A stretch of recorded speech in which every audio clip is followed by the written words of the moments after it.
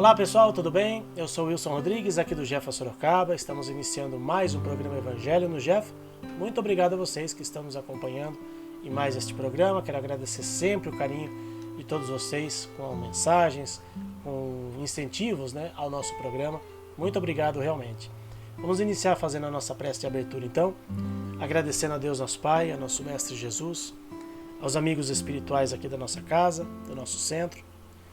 Que eles abençoem a cada um dos irmãos que estiverem assistindo agora a nossa gravação, a cada um dos irmãos que ainda estiverem assistindo em outro momento, que todos recebam o auxílio e o amparo da espiritualidade amiga, que seus lares sejam invadidos com as bênçãos de Deus e de Jesus na noite de hoje.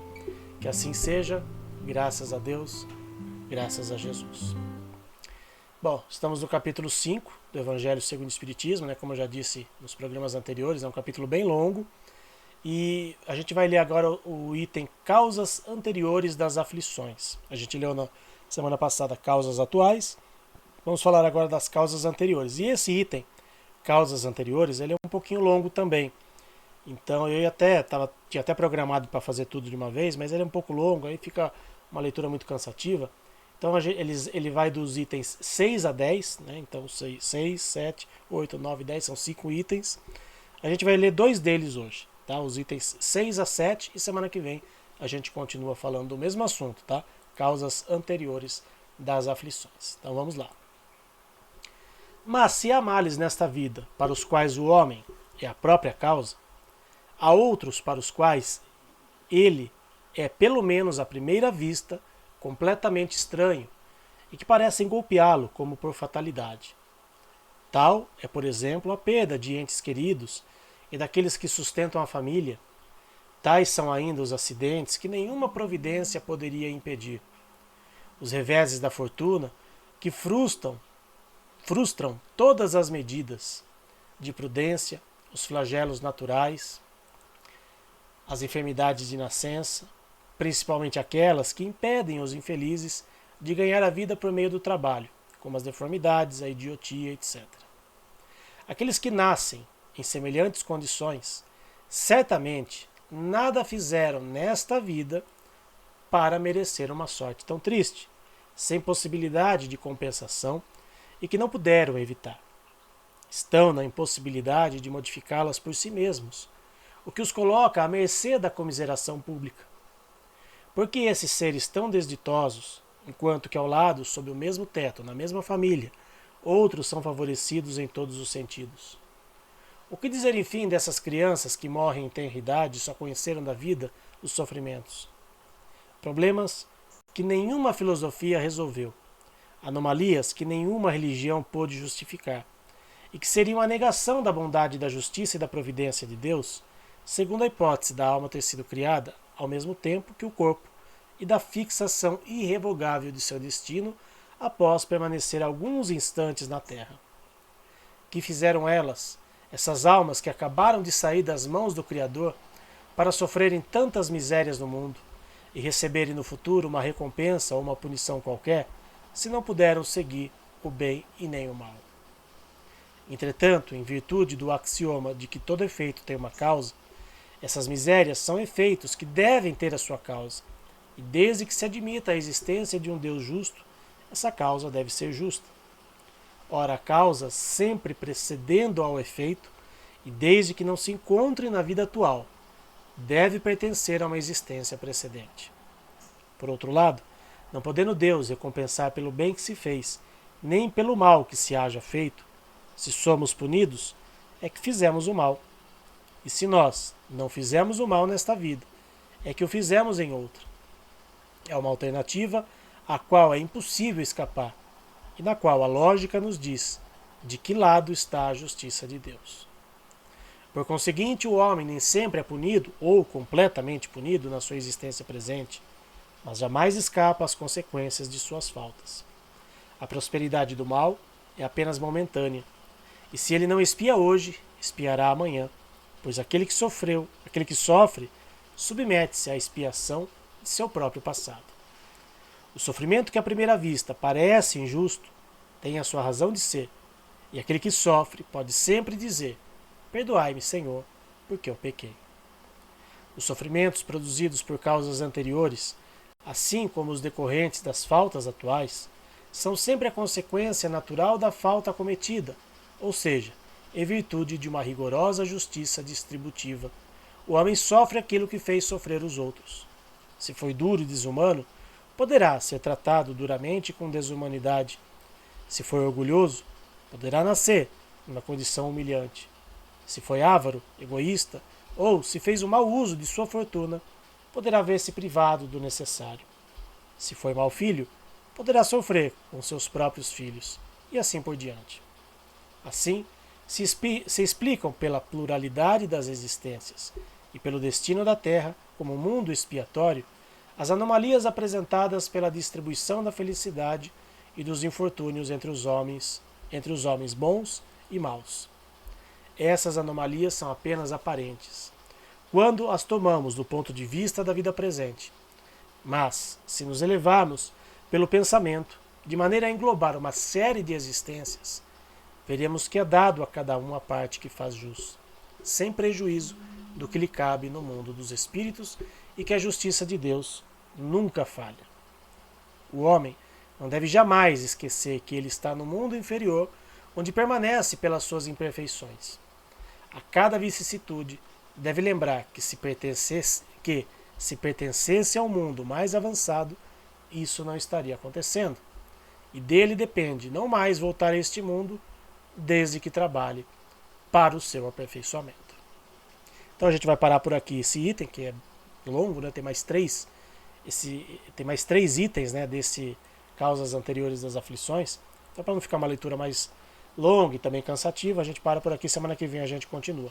Mas só desses dois trechos aqui, né, desses dois itens aqui, os itens 6 e 7, a gente já consegue refletir bastante.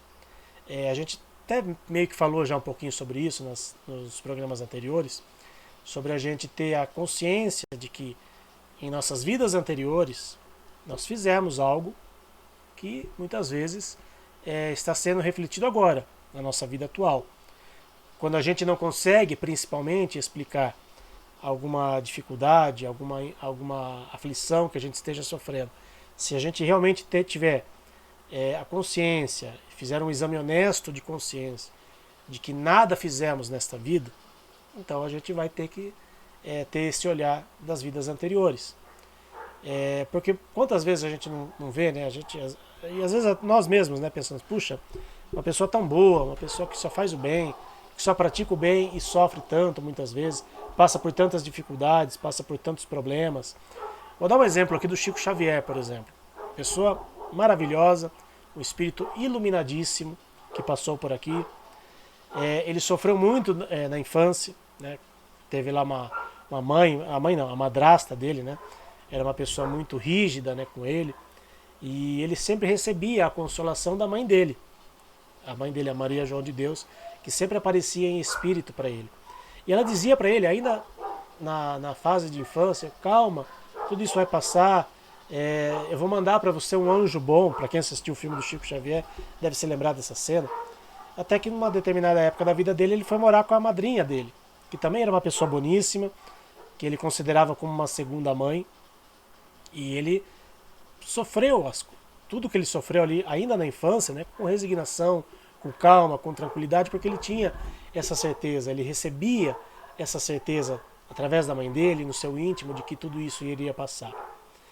E assim, claro que nós não somos um Chico Xavier da vida, muitas vezes nós não temos a oportunidade, né, de ter ali esse espírito amigo aparecendo pra gente, falando conosco, mas a gente recebe também essas boas influências através do nosso sono, quando a gente vai dormir, quando a gente entra em oração, quando a gente pede ajuda a Deus para aliviar os nossos sofrimentos, aliviar as nossas dores, porque a gente não tem que ficar sofrendo quieto. A gente não tem que passar pelas dificuldades da vida e achar que está tudo bem. Eu já falei até isso em um programa anterior. A gente tem que ir à luta. E quando a gente eleva o nosso pensamento, quando a gente pede ajuda a Deus, a Jesus, aos bons espíritos, através de uma religião, através da nossa religiosidade, a gente vai receber essa ajuda, às vezes, das formas mais inusitadas possíveis. Muitas vezes a gente recebe ajuda, embora a gente às vezes não reconheça, de um animalzinho. Às vezes entre aspas, um simples animalzinho que está na nossa vida, que está na nossa casa, é um ser capaz de iluminar as nossas vidas, iluminar o nosso caminho, fazer com que a gente siga adiante. Quantas vezes pessoas que às vezes perderam o gosto pela vida, mas tem ali um animalzinho em casa e faz tudo por aquele animalzinho. E às vezes quando perde esse animalzinho, puxa, e agora? Tem outros animaizinhos que precisam também de ajuda. Enfim, a gente encontra várias formas da gente poder seguir adiante. Cada um vai encontrar o caminho melhor. Mas o mais importante é não perdermos a fé. O mais importante é saber que Deus está no comando de tudo.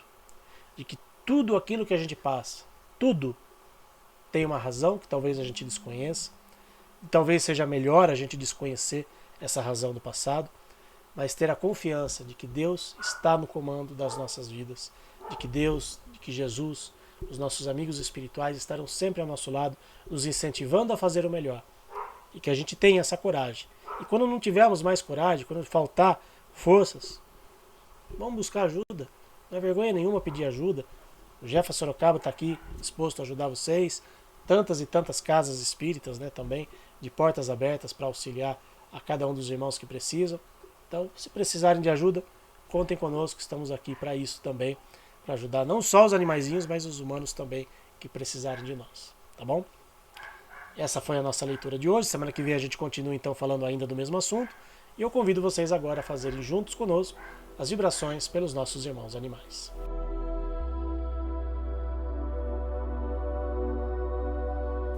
Vibremos por todos os animais que vivem na terra, nos rios, nos mares e no ar. Pelos animais que estão em nossos lares. Pelos animais que, mesmo possuindo uma morada, sofrem por negligência e falta de cuidados, amor e respeito.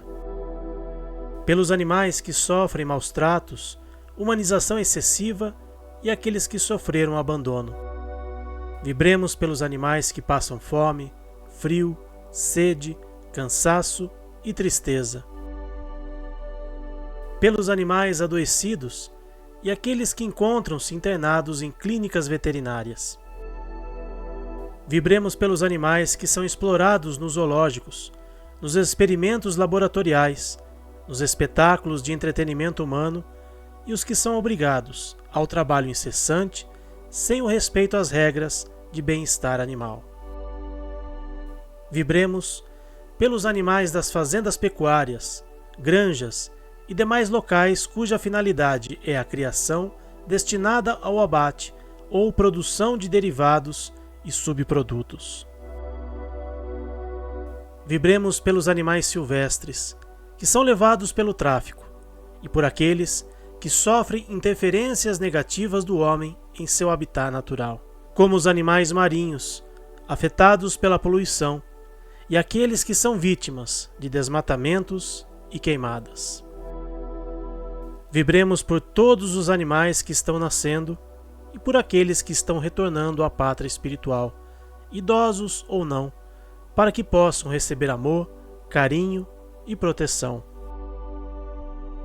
Vibremos também pelas ONGs, protetores individuais e todos aqueles que procuram fazer o bem a nossos irmãos menores, enviando força e discernimento para continuarem o seu trabalho no bem. Por fim, pedimos licença para vibrar pelos animais que estão com os nomes no caderno de vibrações do Jefa, para que recebam a atenção especial das equipes espirituais, para que possam restabelecer a sua saúde através de águas que contenham os medicamentos necessários para o auxílio de seu tratamento veterinário. Que assim seja.